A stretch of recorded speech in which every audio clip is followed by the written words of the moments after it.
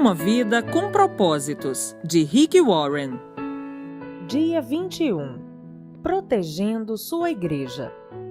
Vocês estão unidos na paz por meio do Espírito. Portanto, esforcem-se para continuar unidos desse modo. Efésios capítulo 4, versículo 3. Acima de tudo, deixem que o amor dirija a vida de vocês, porque assim toda a igreja permanecerá unida em perfeita harmonia.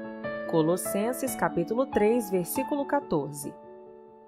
É sua função proteger a unidade de sua igreja.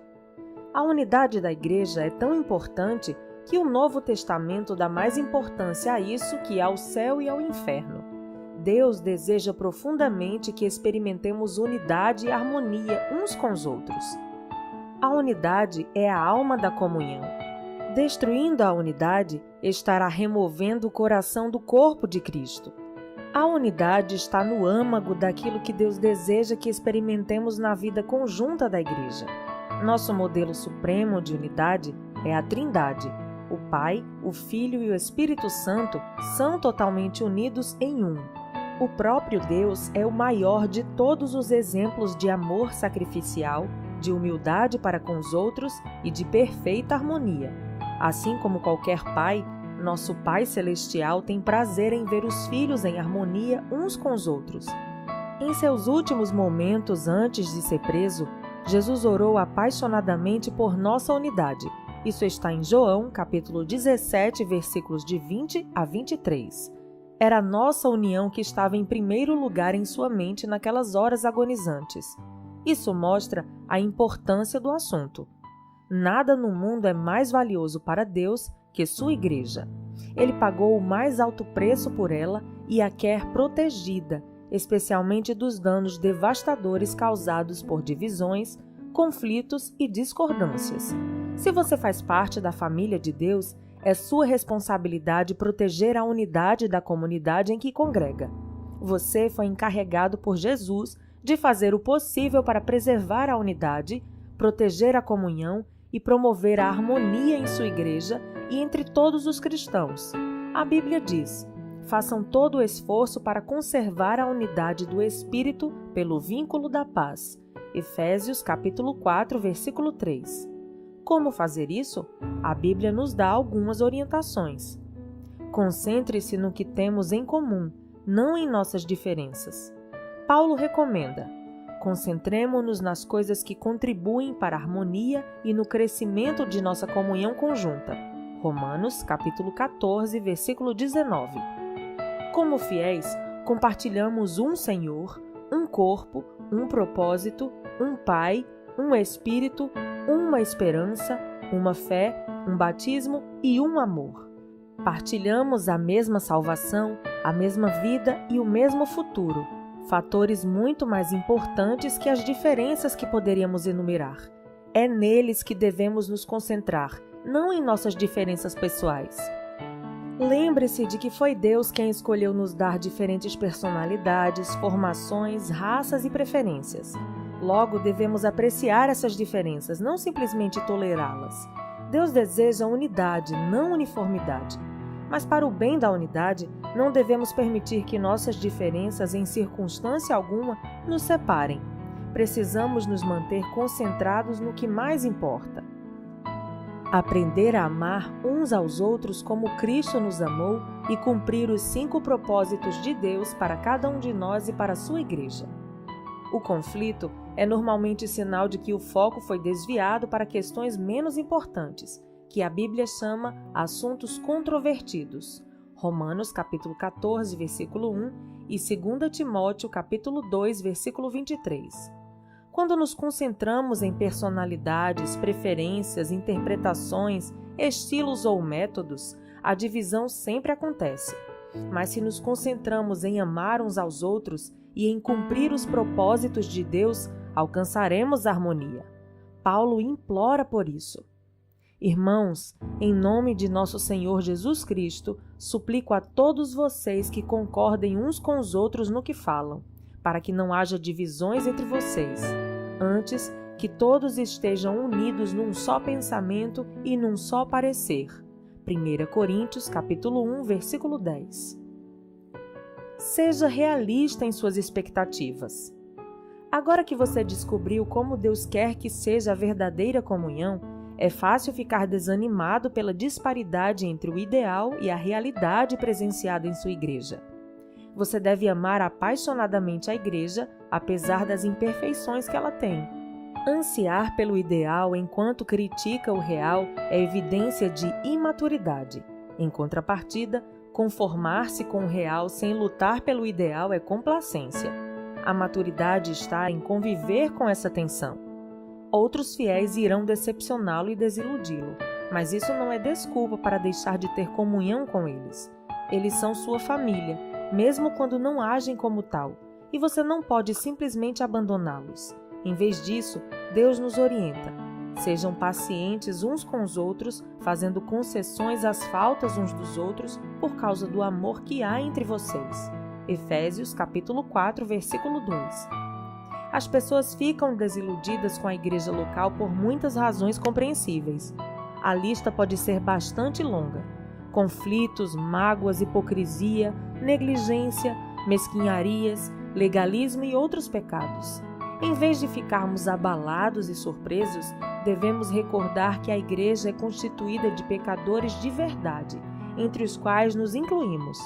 Por sermos pecadores, magoamos uns aos outros, às vezes intencionalmente e às vezes sem querer. Mas em vez de deixar a igreja, precisamos ficar ali e tentar de alguma forma solucionar o que for possível. A reconciliação, não a evasão, é a estrada para um caráter mais forte e para uma comunhão mais profunda.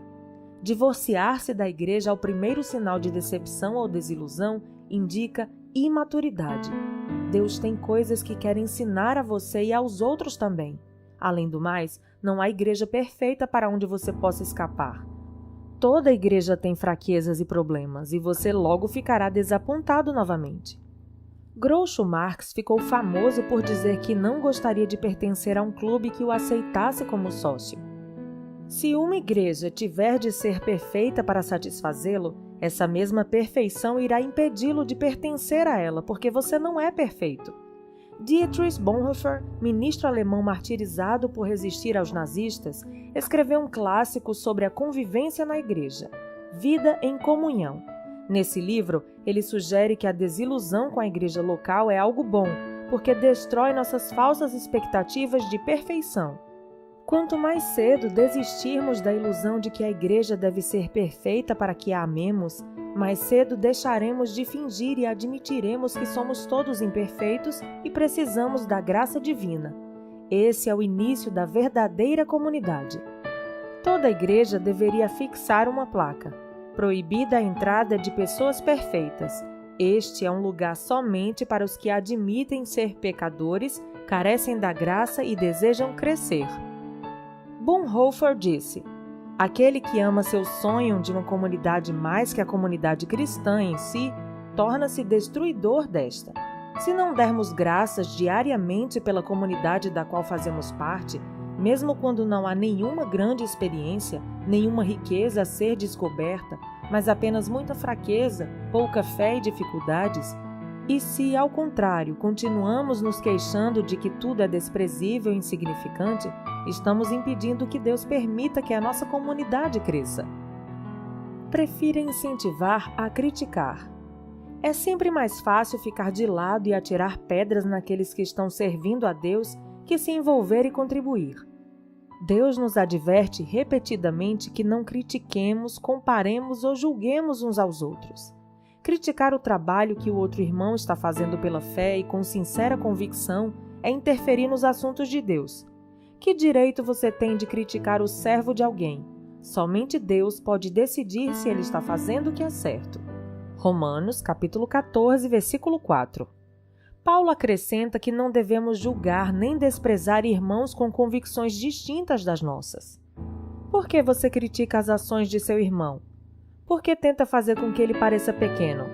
Todos seremos julgados um dia, não com base nos padrões uns dos outros, nem mesmo por nossos próprios padrões, mas pelo julgamento de Deus. Romanos, capítulo 14, versículo 10. Sempre que julgo o irmão, 4 coisas acontecem instantaneamente. perco minha comunhão com Deus, exponho meu orgulho e insegurança, predisponho-me em situação de ser julgado por Deus e prejudico a comunhão da igreja. O espírito crítico é um vício dispendioso. Na Bíblia, Satanás é chamado o acusador dos nossos irmãos. Apocalipse, capítulo 12, versículo 10. Culpar, criticar e queixar-se dos membros da família de Deus é trabalho do diabo. Se fazemos o mesmo, é porque fomos ludibriados e induzidos a fazer o trabalho de Satanás. Lembre-se de que outros irmãos, não importa quanto você discorde deles, não são o verdadeiro inimigo. O tempo que desperdiçamos comparando ou criticando outros irmãos deveria ser aplicado na edificação da unidade entre os irmãos. A Bíblia diz: assim estaremos empregando nosso esforço na boa convivência fraterna. Ajudem-se mutuamente com palavras de ânimo. Não ponham seu irmão lá embaixo, apontando os defeitos dele. Romanos, capítulo 14, versículo 19, na versão A Mensagem. Recuse-se a dar ouvidos a fofocas. Fofocar é transmitir informações quando você nem é parte do problema nem da solução.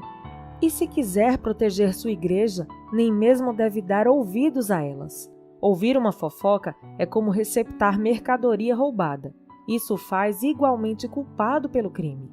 Quando alguém começar a falar mal de alguém para você, tenha a coragem de dizer: por favor, pare, não preciso saber disso. Você já falou diretamente com a pessoa? Pessoas que trazem fofocas a você também irão espalhar fofocas sobre você. Tais pessoas não são confiáveis. Se você dá ouvidos a fofocas, para Deus você é um criador de casos. Leia lá em Provérbios 16, 28, 17, 4, 20, 19, 25, 9 e 26, 20. Criadores de caso dão ouvidos a criadores de caso. Provérbios 17, versículo 4. São esses os que dividem igrejas, pensando apenas em si mesmos. São egoístas, sem nenhuma evidência do Espírito. Judas, capítulo 19. É triste constatar que no rebanho de Deus as maiores feridas sejam causadas por ovelhas, não por lobos. Paulo alerta sobre os cristãos canibais, que se devoram uns aos outros. Isso está em Gálatas, capítulo 5, versículo 15, destruindo a comunhão. A Bíblia diz que esse tipo de pessoa deve ser evitada. A difamação revela segredos, por isso fique longe de quem fala demais. Provérbios capítulo 20, versículo 19. A maneira mais rápida de pôr fim a um conflito, seja numa igreja, seja num grupo, é enfrentar carinhosamente os fofoqueiros e convidá-los a mudar de atitude. Salomão lembra que uma fogueira se apaga quando acaba a lenha. Da mesma maneira, as brigas acabam quando o brigão e o implicante é separado do grupo. Provérbios capítulo 26, versículo 20. Pratique os métodos de Deus para a solução de conflitos. Além dos princípios mencionados no capítulo anterior, Jesus ensina à igreja um processo simples, dividido em 3 etapas. Se um dos que dizem ser seu irmão na fé prejudicar você, converse com ele. Consertem a situação entre vocês. Se ele ouvir, você fez um amigo. Se não ouvir, tome 1 ou 2 pessoas para que a presença de testemunhas torne o ato legítimo e tente de novo. Se ainda assim ele não ouvir, leve o caso à igreja. Mateus capítulo 18, versículos de 15 a 17. Em meio a um conflito, somos tentados a nos queixar a terceiros, em vez de corajosamente falar a verdade de maneira amorosa à pessoa com quem estamos aborrecidos. A primeira atitude só aumentará o problema. Assim, o correto é procurar diretamente a pessoa envolvida. A conversa em particular é sempre o primeiro passo e você deve fazê-lo o mais breve possível. Se vocês não forem capazes de resolver o assunto sozinhos, o passo seguinte é levar 1 ou 2 testemunhas para que tomem ciência do problema e ajudem na reconciliação. E o que fazer se a pessoa ainda se mostrar intransigente? Jesus ordena que apresente o assunto à igreja, e se a pessoa ainda assim se recusar a ouvi-lo, você deve tratá-la como um incrédulo descrente. Mateus capítulo 18, versículo 17 e 1 Coríntios capítulo 5, versículo 5. Apoie seu pastor e os outros líderes. Não existe líder perfeito, mas Deus concede aos líderes responsabilidade e autoridade para que mantenham a unidade da igreja. Durante conflitos interpessoais, esse é um trabalho ingrato. O pastor tem a desagradável tarefa de agir como mediador entre membros ressentidos e imaturos, que vivem em conflito. Ele também recebeu a impossível incumbência de fazer com que todos fiquem felizes, algo que nem Jesus conseguiu realizar. A Bíblia é clara sobre a maneira com a qual devemos nos relacionar com os que nos servem. Sejam obedientes aos seus pastores. Ouçam o conselho deles. Eles estão atentos à condição da vida de vocês e trabalham sob a estrita supervisão de Deus. Contribuam para que a liderança deles seja alegre, não penosa. Por que tornar as coisas mais difíceis? Hebreus capítulo 13, versículo 17. Os pastores um dia estarão diante de Deus para prestar contas sobre a responsabilidade de zelar por você. Eles cuidam de vocês como quem deve prestar contas. Isso está em Hebreus capítulo 13, versículo 17. Mas você também terá de se explicar. Você prestará contas a Deus sobre seu comportamento com relação a seus líderes. A Bíblia instrui os pastores a como lidar com pessoas que promovem dissensão no meio da igreja. Eles devem evitar discussões e ensinar gentilmente o caminho inverso, enquanto oram para que os encrenqueiros mudem de atitude.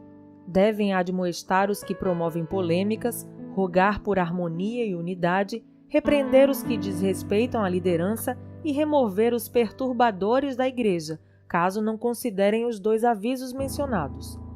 Protegemos a igreja quando honramos aqueles que nos servem no papel de líderes. Os pastores e anciãos necessitam de nossas orações, incentivos, apreço e amor.